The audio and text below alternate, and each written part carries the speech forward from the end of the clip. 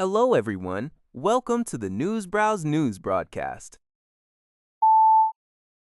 According to GG Press, Russian forces launched a large-scale air attack across Ukraine from May 13 to 14, utilizing drones and missiles. In the capital, Kyiv, a 9-story apartment building collapsed, resulting in the deaths of 16 people, including children, and injuring 57 others. Ukrainian President Volodymyr Zelensky's drones were used in the assault and instructed the military and security agencies to consider retaliation against Russia.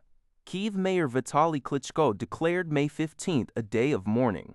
President Zelensky also suggested in a video address that an air-launched cruise missile likely struck the apartment building. Additionally, a United Nations humanitarian aid vehicle was reportedly targeted by a drone in the southern region of Kherson on May 14th. According to GG Press, Ali Zaidi, a businessman who was designated as Iraq's prime minister candidate, was sworn into office on May 14th. This development was reported by Iraqi media. However, the cabinet formation process has encountered significant difficulties, leading to widespread disarray. Out of the 23 ministerial positions initially planned for Zaidi's government, only 14 managed to secure parliamentary approval during the session on May 14th.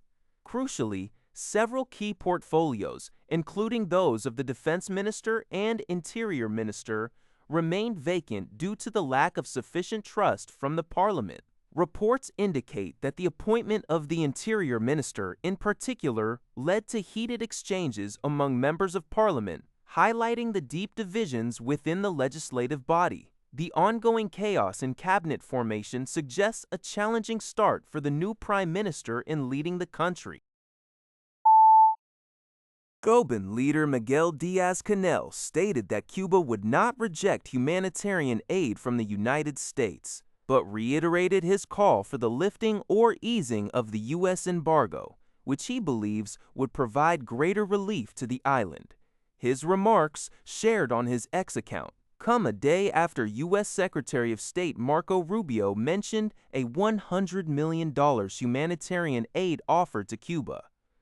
Díaz-Canel noted that while any international assistance, including from the U.S., would be accepted, the economic difficulties faced by Cuba are coldly calculated and engineered by the embargo. He highlighted that fuel, food, and medicine are top priorities. Cuban Foreign Minister Bruno Rodriguez echoed this sentiment, stating on X that the government is open to discussing the terms of the offer, hoping it is free of political maneuvering and attempts to take advantage of the shortages and suffering of a people under siege.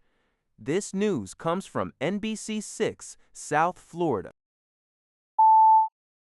The Canadian press reports that U.S. law enforcement has charged 13 individuals in connection with a firearm trafficking operation moving guns from New Hampshire into Canada.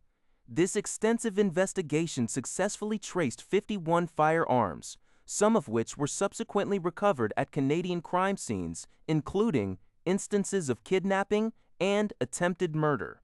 U.S. Attorney for New Hampshire Aaron Cregan stated that the network allegedly exploited border geography and reservation corridors to transport firearms while evading detection. 5 individuals have already pleaded guilty to federal firearms offenses, while 8 residents of the Akwesasne Mohawk Indian Reservation were indicted, with 3 currently considered fugitives.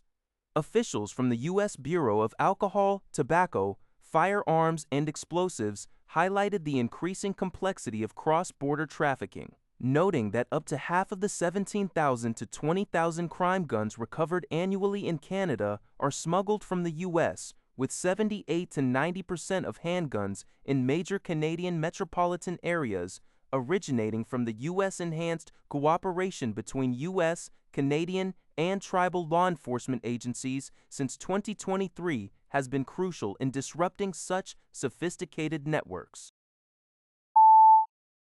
NTD News reports that China's busiest high-speed rail line, connecting Beijing and Shanghai, will increase its published fares by 20% starting May 26. This decision has drawn significant online criticism and prompted analysts to warn of a broader economic ripple effect from rising energy costs. The fare hike comes as the state rail operator grapples with over $910 billion in debt, and oil shipments through the critical Strait of Hormuz are severely disrupted following U.S. and Israeli airstrikes on Iran. China, heavily reliant on imported energy, sees about 45 to 50% of its crude oil imports typically transit this now largely closed waterway. Economists suggest these rising transportation and energy costs will likely spread to other sectors, impacting consumer spending despite Beijing's calls to boost domestic demand. This follows similar fare adjustments on other Chinese rail lines in 2024. That's all for this video. Thank you for watching. See you in the next video.